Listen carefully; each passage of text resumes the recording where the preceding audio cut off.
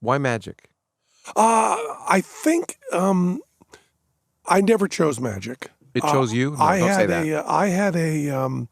I had many children have a romance with magic. Yeah, sure. I had quite the opposite. I disliked it. I cared and still care desperately and maybe even in a silly way about the truth. I care about it very much. And the idea that there was a profession where people gave false information drove me crazy. And so when, you may not know this because no one in the world does, but the act that was on after the Beatles was A Magician. Oh, no, I don't remember. I watched it. I was alive then, but okay. Yeah.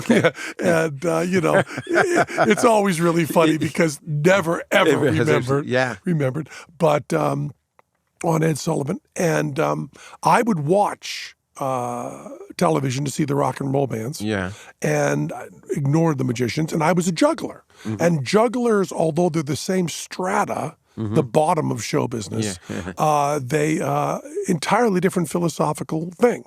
You want all your skill to show in juggling. You want your skill to be hidden in magic. And there was an event that I believe, and that I'm obsessed with this. I've told this story so many times that we know that it's not true in the details. Yeah, sure, yeah. But emotionally, it's maybe one of my origin stories. There's a guy named Kreskin, still around. I know him, Canadian, as a matter of fact. Mind reader, supposedly. And he came out with a show that he would do. He didn't do it on Carson because Carson hated him. But there was some show he did where he came out and demonstrated mind reading ability and talked about the science of this. At that time, the best I can figure from when the game was released and so on, and going back and doing a little bit of forensics, I was probably 13. Okay. He came out with that. I was very into science, crazy into science. I read science all the time. I love science, and that was going to be my life.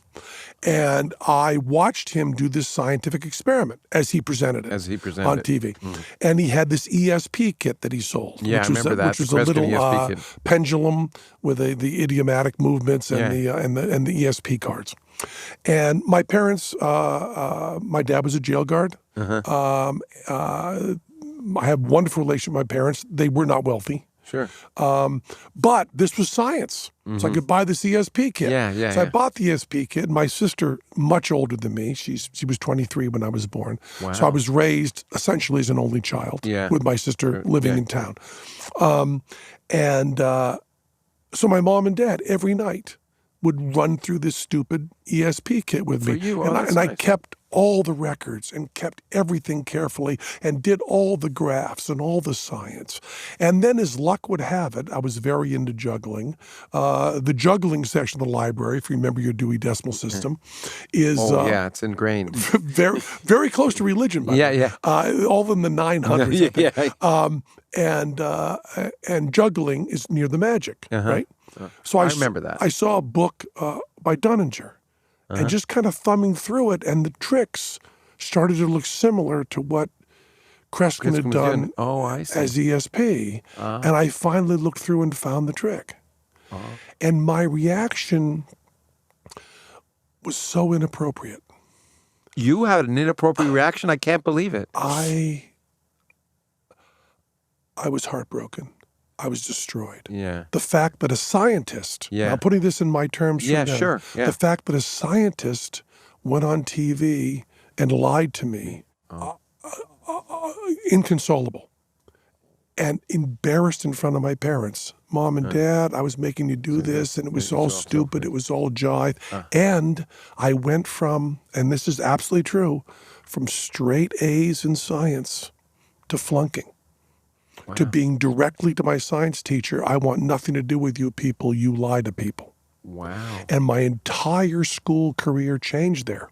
And I went from a straight A student to flunking the rest. That was the demarcation. Wow. And my hatred for magicians and scientists, who to me were the same. Now, you got to see this all as a 12-year-old. Sure, absolutely. With no background, no perspective of what the difference is. And then through kind of an interesting series of events. I met Teller. And Teller simply said to me, he said, you can do magic without lying. He said, you can say, we're going to do this, we're going to play around with this, but you can do it. And Teller also said something to me that was so insane. That's a conversation we've still been having to this day. Teller said, magic is essentially an intellectual art form. It has to be intellectual because it happens at the intellectual level. Yeah. It's intellectual in a way that music has intellect added onto it. Dance has intellect added onto it. Even writing has intellect added onto it. But magic is actually happening in the intellect. Yeah. It is experimenting. If you wanted to be pretentious, and boy, I do.